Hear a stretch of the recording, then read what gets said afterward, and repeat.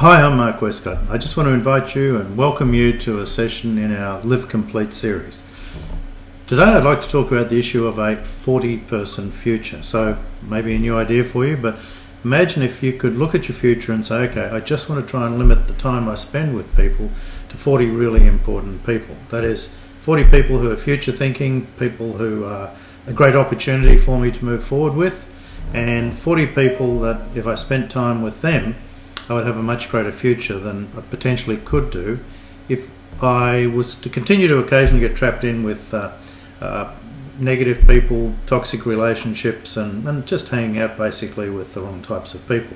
I mean, we've all heard the adage that you are the average of the five people you spend the most time with. So, I think that statistic in itself says something. Do you think consciously about the sort of people that you hang out with, people you're spending most of your time with, and are they a great influence and creating great opportunities in your life for you? So we talk about this whole concept of a 40-person future, and that is that if you had the workbook in front of you, I'd say, okay, write down 20 people straight away.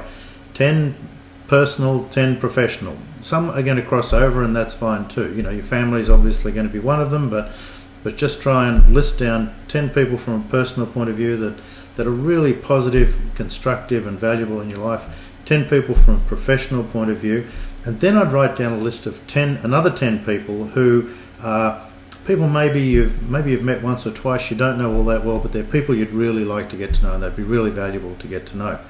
And the fourth lot of 10, to bring it up to the 40-person future, is I'm just going to leave that blank today, and I think they're going to be aspirational people for you to think about who you might be able to communicate with in the future. Who are the people that will really lift you up to the next level and subsequent levels in regard to the future that you'd want for yourself?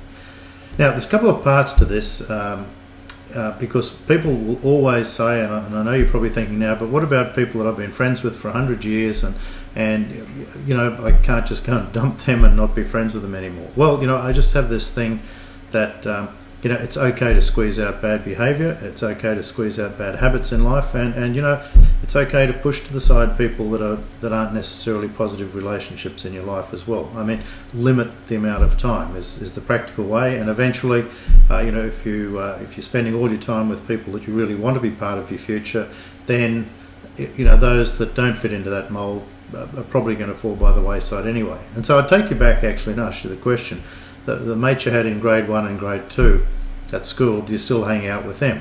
Maybe one, maybe two, you still see from time to time. But as we evolve through life and we reach different stages in life, we tend to gravitate towards the people that we want to work with, we want to hang out with, we want to socialise with, and people naturally that we see that we'd like to have a future with. Now, as I said, there's kind of two parts to this, and the first, the two couple of dangers are, first, learning the power of saying no. In other words, the danger is saying yes to everybody. And I know people like this, and they're always busy. They've always got too much to do. They're always trying to please everyone, and the way to get through that is the power of saying no. And the second danger, which I'll come back to as well, is the batteries included. Are you finding the people you're hanging out with have got batteries included, or are they batteries not included? And I'll go a little deeper into that in a moment. But the whole concept of the power of saying no is an interesting one, and I've had some recent experience on this, and that is, a friend of mine who's just always caught up in saying yes to everything, and subsequently, I guess you need to remember that every time you say yes to something today, it creates a future obligation, because when you agree to do something today, sometime in the future you're going to have to pay. You're going to have to allocate some time, resources, energy, effort, whatever, to make up, to pay for that obligation you've agreed to at the current time. And sadly, these are the nicest people in the world. The people that say yes all the time are just the nicest people in the world, and that's probably why people ask them for stuff all the time. But the more that happens, what happens is that they're just continually saying yes to things, and they're just getting a higher and higher pile of obligations for the future, and it becomes a mess for them. They become stressed, agitated, they can't make clear decisions in the future, they have trouble prioritising what's really important, and they're always reacting, and they're always at someone else's behest in regard to, where they're spending their time, and they're not necessarily they kind of just catch themselves up, and they're not going to have a future that they really desire because they're always working on someone else's agenda. So I think with the power of no, and the other side of the people that say yes all the time, you get to a point where it kind of becomes a maybe instead of a yes. So instead of offending people, these people say, well, yes, I'd like to, I'll really make my best effort, and maybe I'll be able to get there or whatever. And even in sales situation, in business situations, we all know people that say, look, Mark, give us a call back in a month, give us a call back in 2 months, maybe we'll do something then. And that's what they're really saying. So, the yes danger and the maybe danger, people would rather have a no. So there's a real power in saying no to things from both sides, from my side and from people I'm talking to. I would rather have a no than a maybe any day. Because with a maybe, there's about a 5% chance it's going to come through anyway.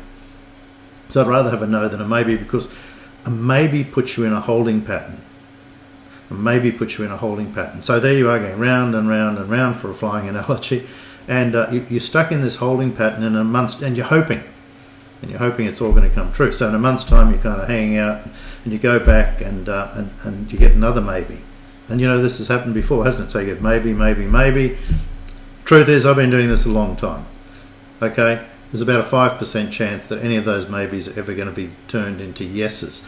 Give me a no any day, and I can get on with my life. Because once you have a no, you can then allocate your energy, your purpose, and so on towards new projects, new ideas, new opportunities, new people, new relationships, and so on. No gives you freedom. No gives you freedom to move on and to allocate the time in a way that you'd like to. If you accept maybes, you're just wasting time, energy, and resources. And it's really important to remember that all progress starts with telling the truth.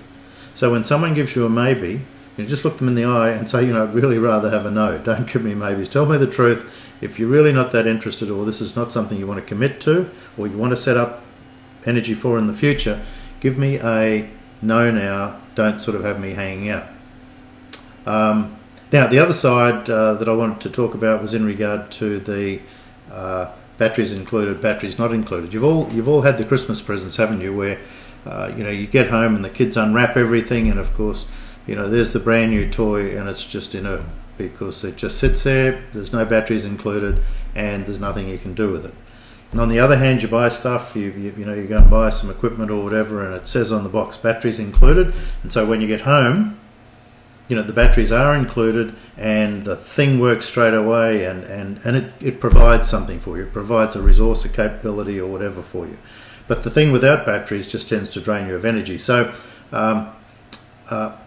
people with batteries not included are like plumbers. And I don't mean that in a bad way to plumbers. It's like they drain you.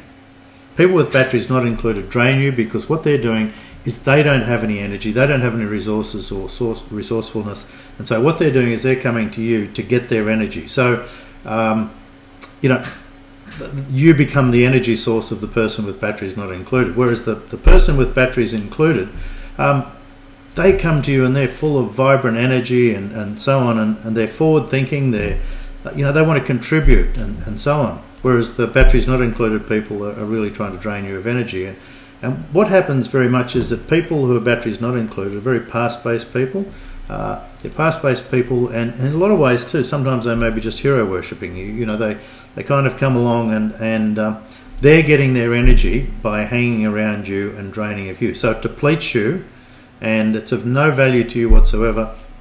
Whereas people with the batteries included are your future people. So, when we talk about this, your 40-person future, you want to be looking, obviously, and this will become self-evident, is you want to look for people that have got batteries included. People who come with their own energy, their capability, their resources, and so on. Focus on those people, spend your time with those people, and don't waste your time with the batteries not included people, because there's a correlation, and you're probably going to see it here. There's a correlation between what I've been talking about with people that say yes all the time and the batteries not included. Not that the yes saying people don't have batteries, it's that batteries not included people get attracted to yes people.